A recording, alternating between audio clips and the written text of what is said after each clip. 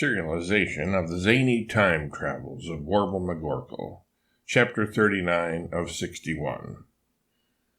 Warble prepares first for outsourcing work to illegal aliens, and then for departure to Custer's last stand. Note: the actual replacing of the date palms with the fig trees takes 7 months, but the work is pretty routine, read boring. And so we will now fast forward to when the long and tedious job has been completed. Well, that was not necessarily my idea of out-and-out fun, Warble says, looking warningly at his personal fitness trainer, but at least we interspersed the monotony with an occasional date or fig fight, which naturally I always won. Jacques is standing disconsolately to the side, eyes cast down and shaking his head from side to side, his pants pockets turned inside out.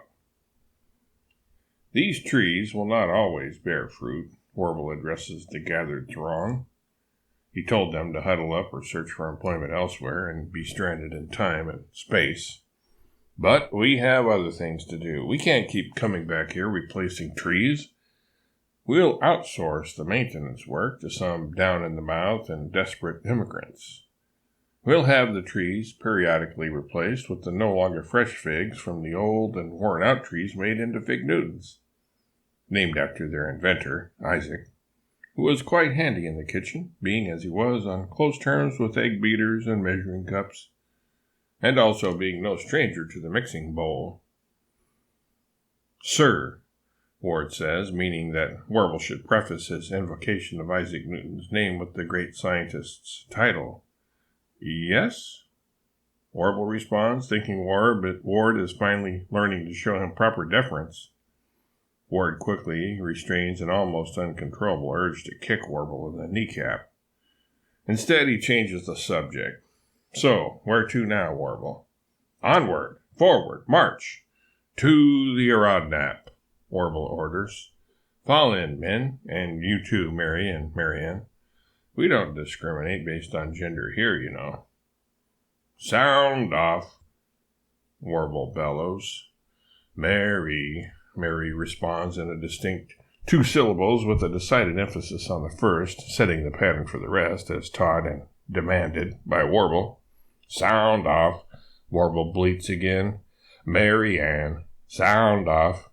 Comfy, sound off. Jacques L, the fitness instructor responds, coming out of the doldrums.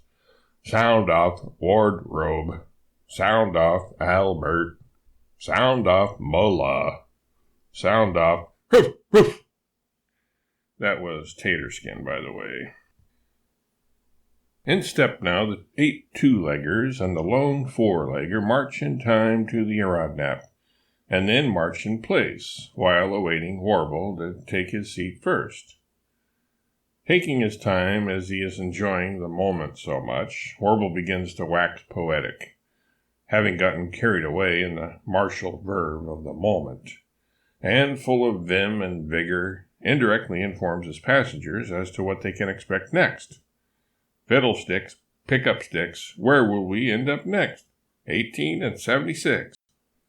Swaying side to side in time with the catchy rhythm of his tone poem, Warble cavalierly steps into the pilot seat and pulls up the globe on the GPS/CPS, rapidly rubbing his middle finger and thumb together in a move calculated to capture everyone's attention and provoke eager anticipation.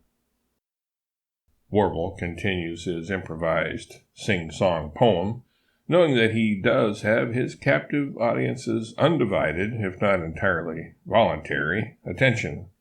Horse, horse, crazy horse, bull, bull, sitting bull, grass, grass, greasy grass, bighorn, little bighorn, stand, stand, Custer's last stand, will now end up quite differently. If you don't believe me, just wait and see. And I thought John Cage's Watergate composition was dreadful, Ward grumbles. I'll gladly listen to that 18 minutes of silence any day over Warble's pitiful caterwauling. Warble completely ignores the discouraging words, spins the globe to America, brings up Montana, and then Bighorn County, and locks the location with the press of a button.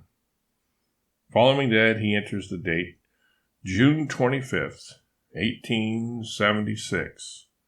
Locks that, and away they fly.